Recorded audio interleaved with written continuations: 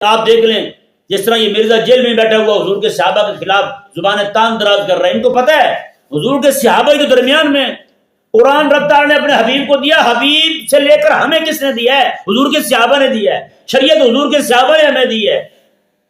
اگر درمیان میں وہ واسطہ جو حضور کے صحابہ ہیں ان کو ہی جناب مطعون کر دیا جائے، ان کو مجروح کر دیا جائے، ان کی ہستی کو ہی، تو پھر امت کے پاس بچا کیا ہے بھائی؟ قرآن پھر یہ مرزا جہمی نے رسول اللہ علیہ السلام سے لے کر ہمیں دیا ہے، یہ شریعت جو ہے اس جیسے دجال جو ہے غامدی جیسے انہوں نے لے کر کے ہمیں رسول اللہ علیہ السلام دے دیا ہے۔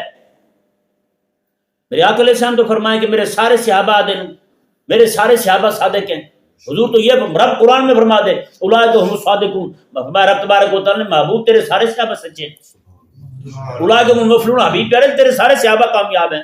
رب تبارک و تعالیٰ تو یہ فرمائے، یہ آیت مبارکہ جو ہے یہ جن کے متعلق قرآن کے سب سے پہلے مخاطب حضور کے صحابہ ہیں۔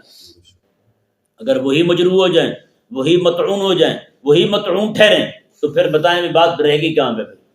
کون بچا ہے پوری دنیا میں آپ کے پاس جس پر آپ اعتماد کر سکیں گے بھی اس نے ہمیں قرآن صحیح پڑھایا ہے؟ جب صحابہ ہی نہ بچے بتائیں نا جی پھر کون بچے گا؟ پھر ہم یہ جو لوگ بیٹھے آج علماء بیٹھے ہوئے یہ پھر کس کھاتے میں جائیں گے بتائیں؟